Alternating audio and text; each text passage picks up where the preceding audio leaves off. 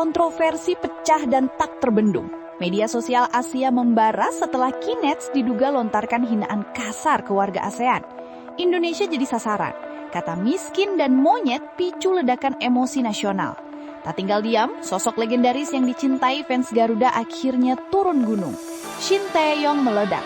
Kecam keras ujaran rasis yang bikin harga diri bangsa terinjak. Dari konser K-pop berujung krisis digital lintas negara. Apakah ini awal retaknya hubungan emosional Korea Asia Tenggara? Tonton semuanya hingga selesai.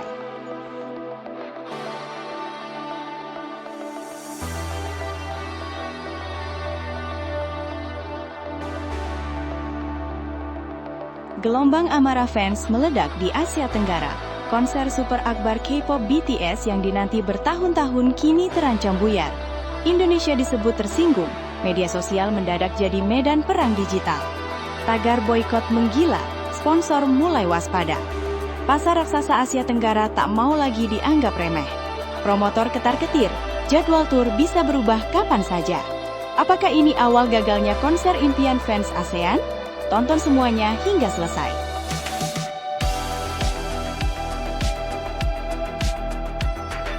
Selengkapnya hanya di Zona Timnas Indonesia.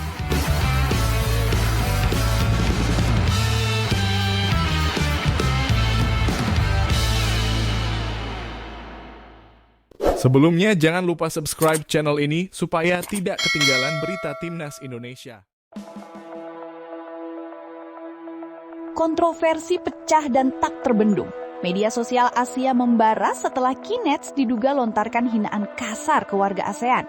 Indonesia jadi sasaran. Kata miskin dan monyet picu ledakan emosi nasional. Tak tinggal diam, sosok legendaris yang dicintai fans Garuda akhirnya turun gunung. Shin Tae-yong meledak. Kecam keras ujaran rasis yang bikin harga diri bangsa terinjak.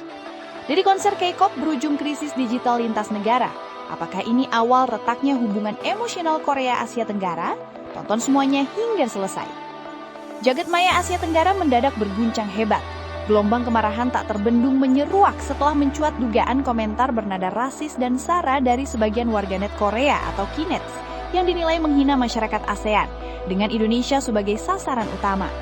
Isu ini meledak bak bom waktu di media sosial, memicu perdebatan panas lintas negara dan menyulut emosi jutaan pengguna internet. Semua bermula dari sebuah insiden yang sejatinya bersifat individual. Seorang warga negara Korea dilaporkan melanggar aturan saat menghadiri konser grup K-pop Day6 di Kuala Lumpur. Namun alih-alih disikapi secara objektif, insiden tersebut justru melebar tak terkendali. Sejumlah Kinets menggiring narasi negatif yang mengarah pada penyelenggara dan penonton lokal Asia Tenggara.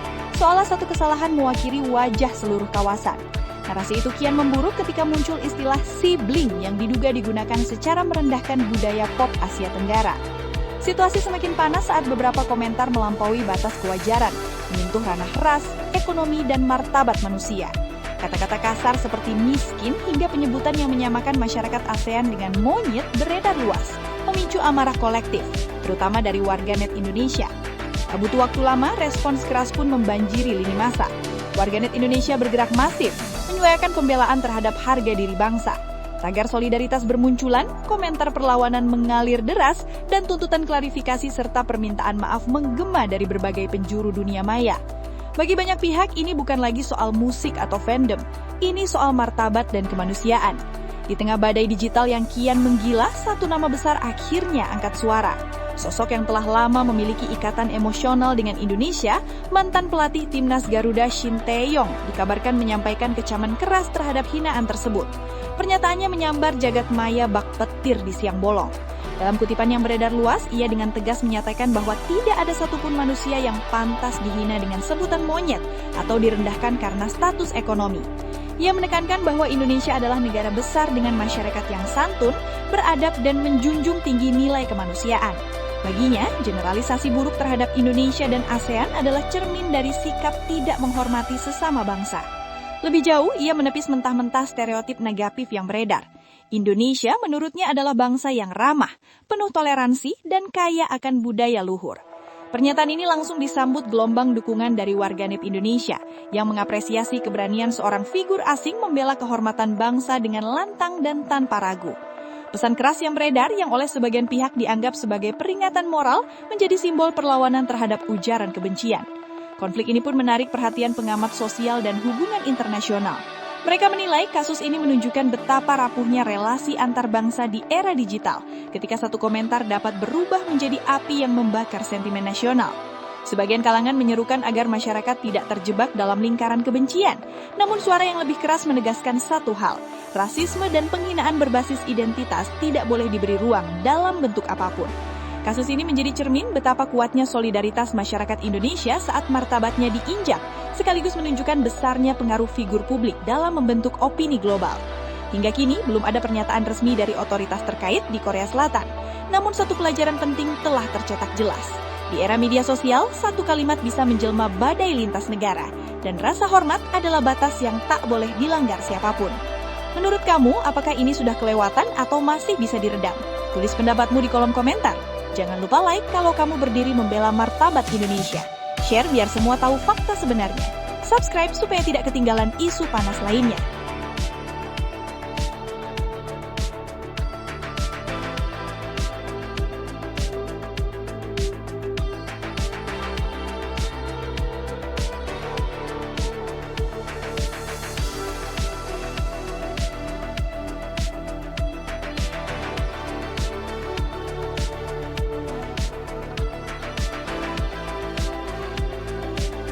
Gelombang amarah fans meledak di Asia Tenggara. Konser super akbar K-pop BTS yang dinanti bertahun-tahun kini terancam buyar. Indonesia disebut tersinggung, media sosial mendadak jadi medan perang digital. Tagar boykot menggila, sponsor mulai waspada. Pasar raksasa Asia Tenggara tak mau lagi dianggap remeh. Promotor ketar-ketir, jadwal tur bisa berubah kapan saja. Apakah ini awal gagalnya konser impian fans ASEAN? Tonton semuanya hingga selesai. Rencana konser mega bintang K-pop BTS di kawasan Asia Tenggara mendadak dilanda badai besar yang datang tanpa aba-aba. Alih-alih disambut euforia, wacana konser justru tenggelam dalam gelombang kemarahan warganet ASEAN, terutama dari Indonesia, yang merasa harga diri kawasan telah diremehkan dalam polemik panas di dunia maya beberapa waktu terakhir. Media sosial berubah menjadi lautan protes. Tagar penolakan bermunculan silih berganti, membanjiri lini massa, dan menciptakan tekanan masif yang tak bisa diabaikan. Konser yang semula diprediksi menjadi salah satu tur paling spektakuler dan paling menguntungkan di Asia Tenggara, kini berada di bawah bayang-bayang ancaman gagal total. Kemarahan publik disebut berakar dari rangkaian komentar bernada merendahkan terhadap masyarakat Asia Tenggara yang beredar di platform digital.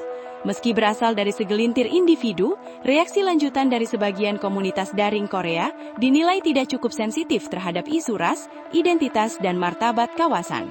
Api kecil itu pun menjalar cepat. Indonesia yang dikenal sebagai salah satu pasar K-pop terbesar di dunia, langsung menjadi pusat ledakan emosi. Banyak penggemar yang selama ini terkenal loyal, rela antre berjam-jam, dan menghabiskan jutaan rupiah demi idolanya, kini menyuarakan kekecewaan mendalam. Mereka merasa kontribusi besar Asia Tenggara, baik secara finansial maupun popularitas global, tak mendapat penghormatan yang setimpal. Seruan boikot pun bergema kencang, tak hanya di Indonesia, tetapi juga merambat ke Malaysia, Thailand, hingga Filipina. Sejumlah akun fanbase besar mengeluarkan pernyataan terbuka yang viral dan menggetarkan industri hiburan. Menolak membeli tiket selama tidak ada klarifikasi resmi. Menuntut permintaan maaf atas hinaan terhadap masyarakat ASEAN, mendesak promotor bersikap tegas dan tidak bersikap abu-abu. Sebagian warganet bahkan melontarkan pernyataan tajam, melawan warganet ASEAN, terutama Indonesia, sama saja dengan mempertaruhkan pasar terbesar di kawasan. Indonesia, kekuatan pasar yang tak bisa diremehkan. Fakta berbicara keras, Indonesia adalah salah satu basis penggemar K-pop terbesar secara global.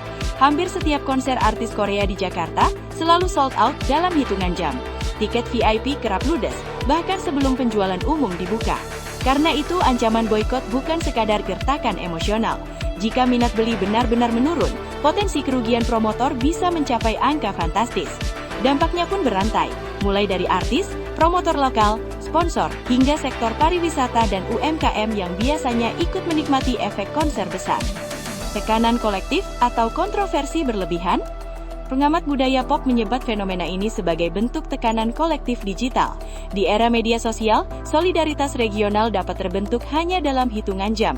Ketika harga diri kawasan tersentuh, responsnya bisa menjelma menjadi gelombang besar yang sulit dibendung.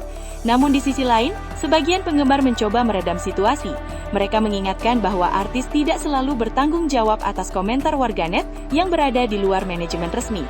Ada kekhawatiran bahwa boykot justru akan merusak hubungan budaya Korea Asia Tenggara yang telah terbangun lebih dari 1 dekade. Ancaman pembatalan, nyata atau sekadar tekanan?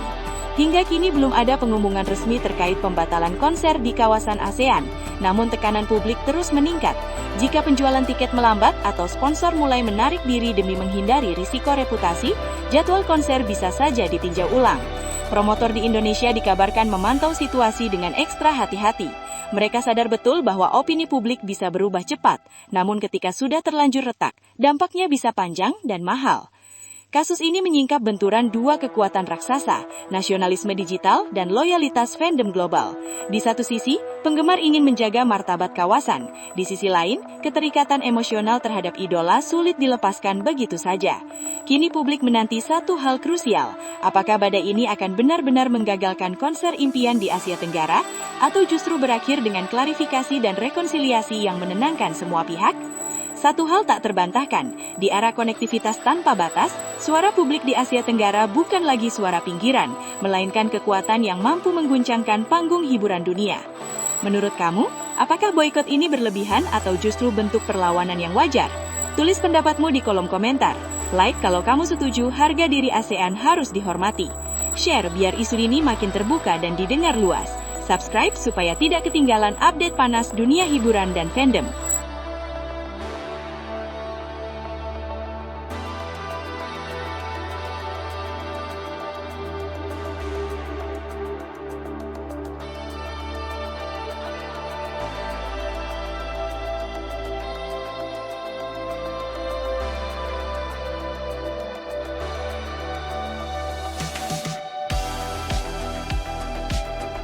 Geger global tanpa rem. Dunia maya Asia meledak heboh dan Korea Selatan tak tinggal diam. Korean National Police Agency melakukan penangkapan massal Kenneth rasis mengguncang jagat digital. Indonesia mendadak jadi kunci stabilitas ekonomi Hallyu. Pasar ASEAN terancam ambruk. Pemerintah Seoul dituding panik total. Inikah perang siber terbesar era fandom? Tonton semua beritanya hingga selesai. Seoul mendadak berubah jadi pusat gempa digital Asia setelah divisi cybercrime di bawah Korean National Police Agency melancarkan operasi penangkapan besar-besaran terhadap sejumlah Korean netizen atau Kennets. Mereka diduga menyebarkan ujaran rasis dan penghinaan agama yang menyasar warga Asia Tenggara, dengan Indonesia dan Malaysia disebut sebagai target paling brutal. Dunia maya pun langsung berguncang, memicu apa yang disebut pengamat sebagai krisis diplomasi digital paling panas dalam 1 dekade terakhir. Langkah keras ini diyakini bukan sekedar penegakan hukum biasa, melainkan sinyal darurat dari pemerintah Korea Selatan yang mulai mencium aroma kehancuran ekonomi. Pasar ASEAN, khususnya Indonesia, dianggap sebagai urat nadi industri Hallyu. Dan jika urat ini putus, dampaknya bisa menjalar ke seluruh tubuh ekonomi Korea. Api konflik pertama kali menyala usai konser Day 6 di Malaysia pada awal Februari 2026. Sejumlah penonton lokal meluapkan kekecewaan mereka di platform X, menyoroti aksi fansite Korea yang nekat menggunakan kamera profesional dan lensa raksasa meski sudah dilarang pihak venue. Aturan jelas dilanggar, teguran dilayangkan, bahkan beberapa fansite dikabarkan diusir. Namun alih-alih meredam situasi, sebagian Kennets justru menyiram bensin ke api. Pembelaan membabi buta berubah jadi serangan rasis, dengan kata-kata merendahkan yang menyasar fans Malaysia dan melebar ke seluruh Asia Tenggara. Ledakan emosi pun tak terhindarkan. K-popers Indonesia dan Malaysia bersatu dalam solidaritas lintas negara membentuk barisan digital bernama Sibling, sebuah simbol perlawanan fandom Asia Tenggara terhadap rasisme terang-terangan. Indonesia dengan cepat menjelma menjadi pusat badai. Bukan tanpa alasan, fanbase Indonesia dikenal sebagai salah satu yang terbesar, paling loyal dan paling berpengaruh dalam ekosistem K-pop global. Dari pre-order album gila-gilaan, streaming drama tanpa henti, sampai konser dan fan meeting yang selalu ludes dalam hitungan menit. Semua mengalir dari kantong penggemar Indonesia. Ketika kemarahan memuncak, tagar anti-rasisme mendominasi lini masa selama berhari-hari. Kampanye boykot mulai bermunculan. Rating brand Korea dihujani bintang 1 dan ancaman pembatalan pembelian menyebar bak virus. Para analisis ekonomi pun angkat bicara. Jika sentimen publik Indonesia berubah arah, bukan hanya industri hiburan yang tumbang, tapi juga makanan, kosmetik, hingga pariwisata Korea Selatan. Secara resmi, pemerintah Korea Selatan menegaskan operasi ini murni penegakan hukum berbasis regulasi anti-diskriminasi dan pencemaran nama baik. Namun di balik layar, banyak pengamat menilai ada ketakutan ekonomi yang jauh lebih besar. Selama puluhan tahun, Korea membangun diplomasi lunak lewat budaya pop. Hubungan emosional dengan penggemar Indonesia menjadi aset strategis yang nilainya tak terhitung. Isu rasisme yang viral dinilai berpotensi menghancurkan citra global dan memicu boikot massal lintas sektor. Penangkapan massal ini pun dipandang sebagai sinyal keras. Seoul tak mau kehilangan mesin devisa tak resmi bernama fandom ASEAN. Operasi siber raksasa dan perdebatan internal. Dalam skenario ini, divisi cybercrime melakukan pelacakan IP bekerjasama dengan platform global, mengidentifikasi komentar bernuansa rasial hingga menahan pelaku untuk pemeriksaan. Aparat menegaskan, ruang digital bukan wilayah bebas hukum. Siapapun yang menyebar kebencian akan dimintai pertanggungjawaban. Namun langkah ini memicu perdebatan panas di dalam negeri. Kelompok progresif menyebutnya sebagai pembersihan penting dari xenofobia. Sementara kelompok konservatif menuduh pemerintah terlalu tunduk pada tekanan internasional dan mengorbankan kebebasan berpendapat demi uang. Era baru diplomasi fandom. Jika skenario ini benar-benar terjadi, dunia sedang menyaksikan titik balik sejarah. Konflik fandom yang dulu dianggap receh, kini mampu memicu respons negara. Hiburan tak lagi sekedar budaya, ia telah berubah menjadi geopolitik ekonomi. Indonesia yang selama ini dikenal sebagai lumbung loyalitas K-pop, kini dipandang sebagai kekuatan pasar yang sanggup menggoyang kebijakan negara lain. Pertanyaannya pun bergeser, seberapa besar kekuatan konsumen digital bisa memaksa negara bertindak? Dan apakah ini awal era baru diplomasi fandom?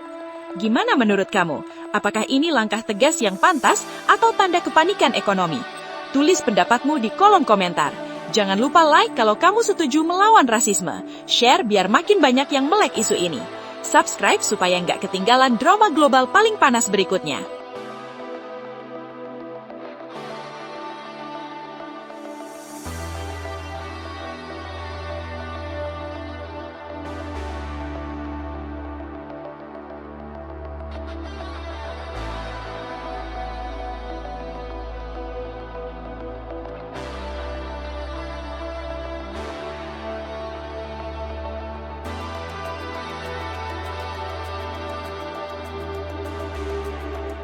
Kontroversi paling mengguncang Asia. Presiden Korea Selatan akhirnya buka suara. Permintaan maaf resmi dilayangkan ke Istana Jakarta. Nama Prabowo Subianto disebut terang-terangan. Dunia Hallyu terancam ambruk. Indonesia jadi penentu nasib ekonomi Korea. Inikah era baru diplomasi berbasis fandom? Simak semuanya hingga selesai. Seoul dan Jakarta mendadak menjadi dua titik paling panas dalam peta diplomasi Asia. Dalam sebuah langkah yang nyaris tak pernah terjadi sebelumnya, Presiden Korea Selatan secara terbuka menyampaikan permintaan maaf resmi kepada pemerintah Indonesia atas gelombang rasisme dan penghinaan agama yang dilakukan oleh sejumlah Korean netizen terhadap warga Asia Tenggara, dengan Indonesia sebagai sasaran utama.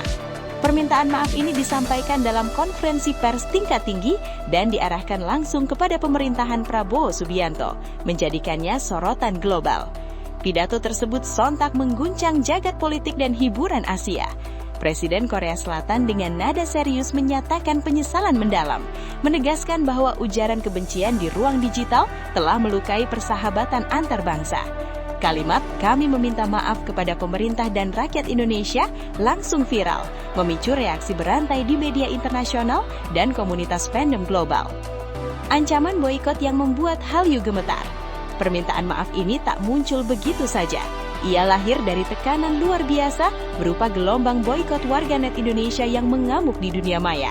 Tagar penolakan terhadap rasisme dan seruan boikot produk Korea mendominasi lini massa selama berhari-hari, menciptakan kepanikan di kalangan pelaku industri. Indonesia bukan sekadar pasar, Indonesia adalah mesin penggerak utama ekonomi budaya Korea di Asia Tenggara. Dari album dan merchandise K-pop yang diborong massal, drama Korea yang ditonton jutaan kali, makanan instan dan restoran Korea yang menjamur, hingga produk skincare yang menguasai e-commerce. Semuanya bergantung pada konsumen Indonesia. Para analis memperingatkan, jika boikot berjalan rapi dan konsisten, industri Hallyu bisa mengalami luka serius yang sulit dipulihkan. Permohonan langsung ke Prabowo, dunia terbelalak. Kontroversi kian memuncak saat Presiden Korea Selatan disebut secara eksplisit meminta kepada Presiden Prabowo agar masyarakat Indonesia tidak melanjutkan boikot massal. Nada pernyataan ini dinilai sangat hati-hati, bahkan oleh sebagian pengamat disebut sebagai upaya darurat menyelamatkan ekonomi berbasis budaya. Ia menekankan pentingnya hubungan strategis Indonesia-Korea dan berharap insiden rasisme ini tidak berkembang menjadi krisis berkepanjangan. Namun di balik kata-kata diplomatis itu, publik membaca satu pesan jelas, Korea Selatan takut kehilangan Indonesia. Langkah ini memicu perdebatan sengit di dalam negeri Korea Selatan. Sebagian publik menilai permintaan maaf tersebut berlebihan dan dianggap merendahkan martabat nasional hanya demi melindungi industri hiburan. Kelompok oposisi mempertanyakan mengapa negara harus bertanggung jawab atas perilaku individu di media sosial. Namun kubu progresif justru mendukung penuh. Mereka menilai ini bukan sekadar soal netizen, melainkan tentang citra global Korea dan tanggung jawab moral negara. Hallyu adalah senjata soft power Korea. Jika citranya runtuh, pengaruh global ikut runtuh, ujar seorang pengamat hubungan internasional. Sikap Indonesia diterima tapi tak bisa mengatur rakyat. Dari Jakarta, respons pemerintah Indonesia datang dengan nada tenang namun tegas. Permintaan maaf disambut secara diplomatis, tetapi disertai tuntutan konkret agar kejadian serupa tak terulang.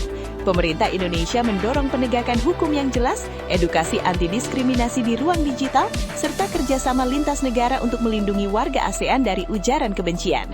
Namun satu hal ditegaskan, solidaritas publik tak bisa dikendalikan oleh negara. Boikot adalah ekspresi rakyat, dan pemerintah tidak dapat dan tidak akan mengatur emosi kolektif masyarakatnya. Kasus ini membuka mata dunia bahwa fandom Indonesia bukan sekadar penggemar, melainkan kekuatan ekonomi dan politik kultural. Dengan daya beli tinggi, loyalitas ekstrim, dan engagement digital yang masif, konsumen Indonesia kini terbukti mampu mempengaruhi sikap sebuah negara. Jika boikot benar-benar terjadi dalam skala luas, dampaknya tak hanya menghantam hiburan, tetapi juga ekspor consumer goods, pariwisata, hingga citra nasional Korea Selatan. Awal sejarah baru hubungan Indonesia-Korea. Permintaan maaf ini berpotensi menjadi presiden baru dalam diplomasi Asia. Untuk pertama kalinya, krisis rasisme di media sosial mendorong kepala negara meminta maaf demi menjaga stabilitas ekonomi budaya. Kini pertanyaannya menggema, apakah ini bentuk tanggung jawab moral yang patut diapresiasi atau bukti bahwa kekuatan pasar Indonesia telah mencapai level yang mampu menggerakkan keputusan politik negara lain? Yang jelas, satu hal tak terbantahkan, di era digital, satu komentar bisa menjalar hingga ke meja presiden. Menurut kamu ini langkah kesatria atau tanda panik ekonomi? Tulis pendapatmu di kolom komentar. Like kalau kamu menolak rasisme, share biar semua tahu betapa besar kekuatan konsumen Indonesia. Subscribe supaya nggak ketinggalan drama geopolitik fandom paling panas berikutnya.